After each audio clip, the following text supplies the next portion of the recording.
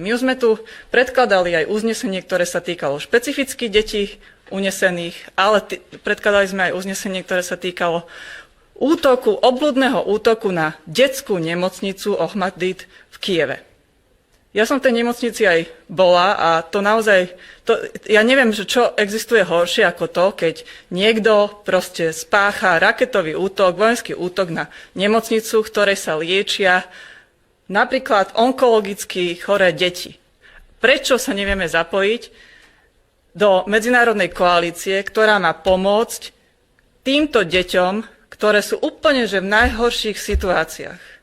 A ja sa teda pýtam aj vlády a koaličných poslancov a poslankyne, lebo oni tak veľa hovoria o tom, že oni sú teda za ten mier a podobne, že sú naozaj za mier? Alebo toto je všetko v prospech Ruskej federácie a Vladimíra Putina? Lebo ak by boli za mier, tak by boli schopní sa pripojiť do týchto iniciatív. Ale zatiaľ teda nie sú.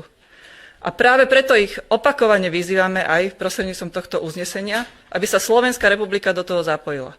A tak môžu ukázať teda, že či sú za mier alebo za Vladimíra Putina.